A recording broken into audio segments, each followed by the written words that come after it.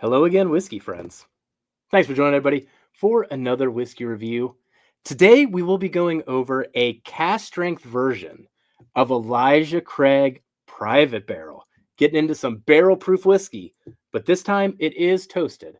So I know this was a anticipated release of the year just a couple years ago. Heaven Hill came out with a 94 proof Elijah Craig bourbon that was toasted following the craze of a lot of toasted bourbons that were coming out at the time. That release, though, was a bit divisive. I know that one, some people liked it, some people didn't like it.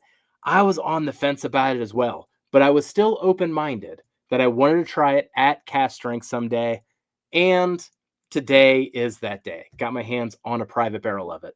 So we're going to go over this one. And at the end of this video, I will let you know whether in the future I would choose a toasted barrel or if I'm just going to stick to a non-toasted Elijah Craig single barrel.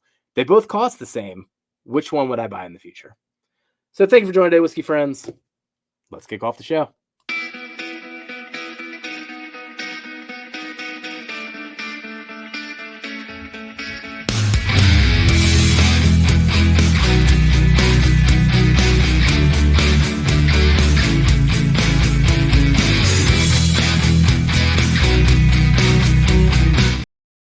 All right. So I've got two samples poured out in front of me here.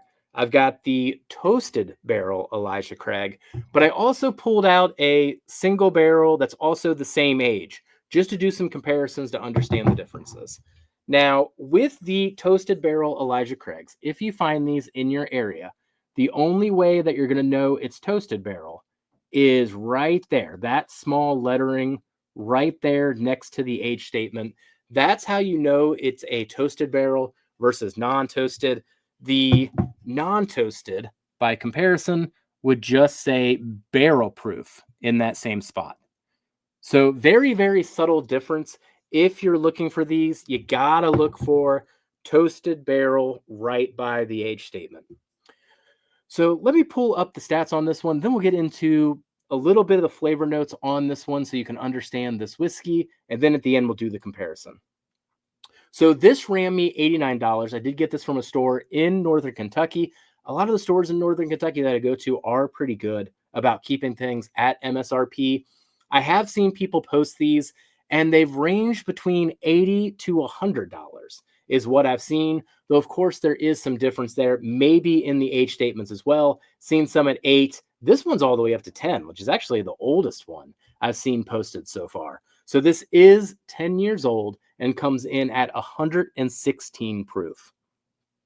The one that I'll be comparing it to later is 10 years old, comes in at 124 proof. So a little higher, but two comparable whiskeys. So let's get into the flavor notes on this one. I'm going to walk through the nose, the palate experience, into the finish, get into the final score, and then just have a few thoughts when it comes to the comparison to the non-toasted version. So if you are interested on whether you should concentrate on buying non-toasted or toasted, we'll get to that at the end. Cheers, everybody. Let's get into this thing.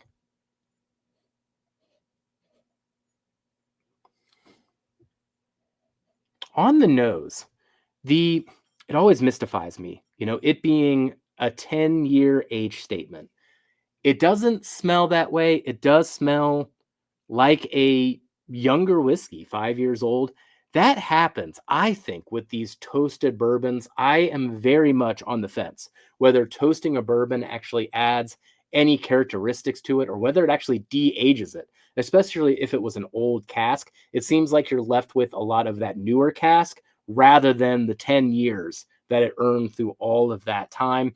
In this particular case, it does have a lot of the characteristics of a toasted bourbon, mainly a lot of charred marshmallow. But I will say, if we were to equate this to a s'mores on the nose, it would be a s'mores made out of a white chocolate peanut butter cup rather than just a Hershey bar. You got the graham cracker, you got that toasted marshmallow, all those charred sugars for sure. But the peanut is definitely there from the Heaven Hill. And then it's got a chocolate, but it's a bright chocolate, which then I equate to that white chocolate sensation. There are some fruits on this one that are trying to battle through. I'd almost equate it to a battle between a stewed apple and a faint cherry. The 10 years of the original cask, there's a heft in the background of this one. It's like it never gets to come to center stage, though. It's fighting for it, but it really can't get past that toasted barrel. When it comes to the nose on this one, I am going to give this one thumb sideways. I think, once again, the toasted bourbons, that specific profile, I did fall in love with some toasted bourbons last year. Don't get me wrong, I'm not completely biased on this. But like a lot of toasted bourbons of the past, it seems to flatten it rather than add a depth to it. All right, let's get into the palate and then we'll get into the finish. Cheers, everybody. Mm, wow. Up front, absolutely phenomenal, phenomenal mouthfeel. I mean, this thing is so rich and oily. It's probably its standout quality. Being in a cask for 10 years and then on top of that, in that other oak barrel. I mean, if you can see all of that madness that's going on in this Glen here, you feel all of that. This thing is so thick, rich, and oily. Takes me back even. Actually, one of the more impressive mouthfeels of the year. I gave this one actually a perfect score on mouthfeel. Now, the flavors themselves, I go back and forth on. That whole white chocolate peanut butter cup thing continues to play through. There's a lot of vanilla going on as well. So whether I'm going to describe it as a vanilla extract, or transition it all the way to a white chocolate, I kind of go in between those points, both up front and in the mid palate. The peanut butter, the creamy peanut butter is definitely there. And then the fruits on it continue to be a bit of a perplexing note. Once again, doing a dance between brighter fruits like an apple, a stewed apple, and then these mid-range fruits like a cherry. There's a little bit of a dance going on, but they're not cohesive. It's more of a struggle. So when it comes to the palate on this one, gonna give this one a thumbs up in the end. Held up quite a bit by that incredible mouthfeel, but flavor-wise, I'm just in the middle on good. Nothing that I'd poke at, but nothing that I'd hang my hat on either. All right, let's get into the finish.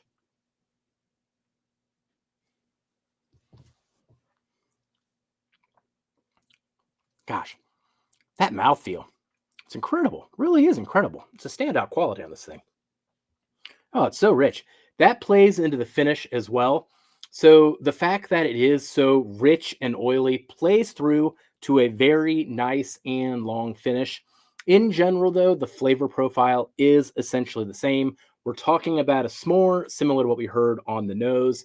The charred marshmallow, the white chocolate peanut butter cup, some graham cracker. The other thing that sticks out to me, which is, I guess it goes back to what I was saying about the fruits mid palate. There is a interesting fruit note on this thing. I've been having a hard time putting my finger on it. I'd almost equate it to a artificial fruit flavoring. Reminds me a bit of tiger blood. If you're familiar with like the icy flavors, if you make those for your kids and then of course, make some for yourself. But there was one particular flavor called tiger blood that kind of sticks out to me. But essentially, if you just think about the syrups that would go with an icy machine or a Kona ice, it's like those type of fruit flavors is what I get on the finish. Maybe even like a swirl of cotton candy with all those different artificial flavors. So something very, very sweet, but I don't know. It's an interesting. It's not like a dislike, but it's just a very interesting thing to find in a whiskey and try to articulate. All right, one more sip. Let's see if I find anything else.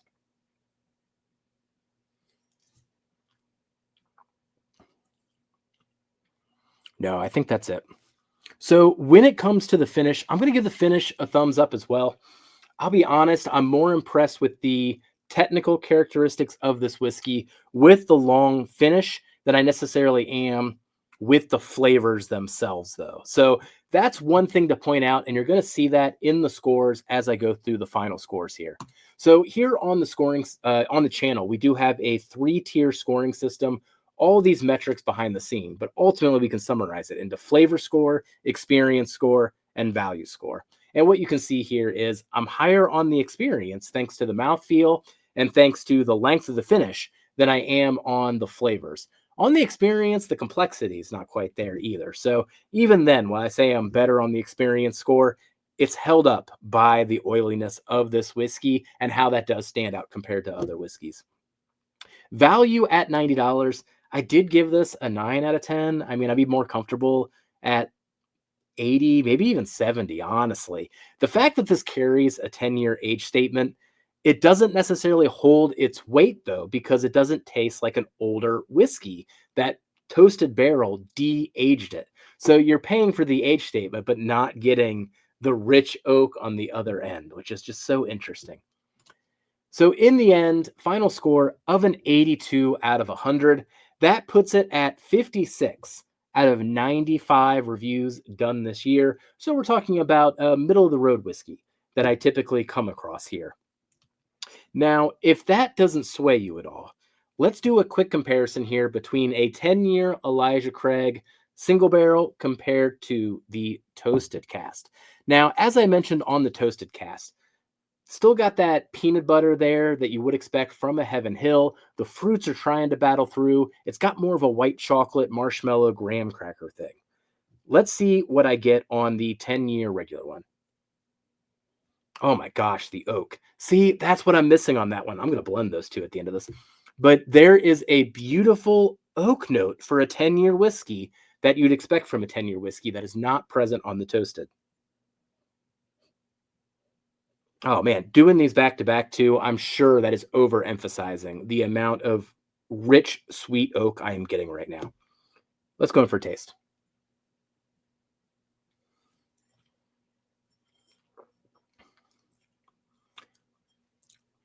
So on this one, more of a chocolate peanut butter cup than the white chocolate peanut butter cup. So you're getting more of the milk chocolate to dark chocolate range. The fruits are more pure on this one. I'm getting a range of stone fruits, even a bit of cherry, even a bit of melon too. Comes through a lot better. Head to head, I would definitely prefer the non-toasted than getting the toasted again. I'd have to only buy the toasted on a huge recommendation on a palate that I trust. And not that I even don't trust the store that I got this from. I actually love their store picks. I just don't know if the toasted does this whiskey any favors. All right, one more sip, then we'll get into the blend. Oh no, beautiful whiskey. Shout out to Mr. Jiggs. Mr. Jiggs is the one that got me this particular 10-year private barrel. Oh, great, great whiskey. All right, I'm going to do a little 50-50 blend, and then I'll leave everybody at that. All right, so 50-50. Let's see if this can give it a bit of that depth I'm looking for. One thing I will say, the mouthfeel and even the finish on the 10-year non-toasted was not as impressive as the toasted cast. So that toasted cast is getting a lot of interesting oils and richness from that second barrel. So there are some qualities there. Ooh, blend is interesting. Okay. So the blend, I am getting both the toasted qualities and the rich oak off the bat there. The fruits are coming through more definitively as well, though it's still doing a dance between the stewed apples and the stone fruits. Hmm. Retain the mouthfeel. Oh, okay. If I had to rank these in order, I would go toasted barrel is last, blend is second, regular barrels first. It did add some good characteristics, though, to the toasted cast, but who wants to blend those things? You just want something that you rely upon. And personally, for my money going forward, I think I would stick to the Elijah Craig non-toasted single barrels. So let me know your experience in the comments. Have you had a chance to try these? Do you agree with me on the experience if you've gotten to compare them to a non-toasted cast strength barrel? And let everybody else know in the comments your thought so that we can get all of our voices out there into the community. Thank you for joining today, whiskey friends. I'll catch you on the next whiskey review. Goodbye, everybody.